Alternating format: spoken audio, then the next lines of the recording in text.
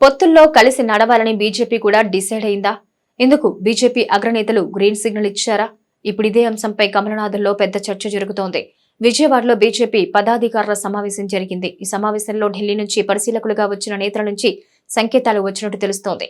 గురువారం జరగబోయే party core committee సమావేశంలో మరింత స్పష్టత రాబోతోందని ప్రచారం పెరిగిపోతోంది. టీడీపీ జనసేన పొత్తు పెట్టుకున్న విషయం తెలిసిందే. తన మిత్రపక్షం బీజేపీని కూడా కలుపుకుని వెళ్లాలని జనసేన అధినేత పవన్ కళ్యాణ్ చాలా కాలంగా ప్రయత్నిస్తున్నారు. బీజేపీ లేకుండా జనసేనతో మాత్రమే ఎన్నికలకు వెళ్లడం చంద్రబాబుకు ఇష్టం లేదు. జరుగుతున్న పరిణామాలను గమనిస్తున్న బీజేపీ అగ్రనేతలు చివరకు టీడీపీ జనసేనతో చేతులు కలపడానికి సానుకూలంగా స్పందించారని పార్టీ వర్గాల సమాచారం. పొత్తులో భాగంగా 5 పార్లమెంటు నియోజకవర్గాలు, 10 అసెంబ్లీ నియోజకవర్గాల్లో పోటీ చేయబోతున్నట్లు కమలం పార్టీ నేతలు చెప్పారు. కాంగ్రెస్ పార్టీకి సంబంధించి సడన్ గా జరుగుతున్న పరిణామాల నేపథ్యంలో బీజేపీ నేతలు కూడా పొత్తు విషయాన్ని పరిశీలించారట. కాంగ్రెస్ సారథ్య బాధ్యతలను వైఎస్ షర్మిల తీసుకుంటే, కమ్యూనిస్టులు కూడా జత కడితే ఇండియా కూటమి ఏపీలో కూడా పోటీ చేయటం ఖాయం. అప్పుడు టీడీపీ జనసేన మాత్రమే పోటీ చేస్తే బీజేపీ ఒంటరైపోతుంది.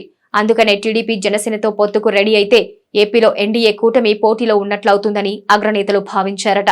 అంటే 3 పార్టీలతో ఒకవైపు ఇండియా కూటమి, 3 పార్టీలతో మరోవైపు ఎన్డీఏ కూటమి ఎన్నికలకు రెడీ అవుతాయి. జగన్మోహన్ రెడ్డి ఎలాగో ఒంటరి పోటీకి రెడీగా ఉన్నారు.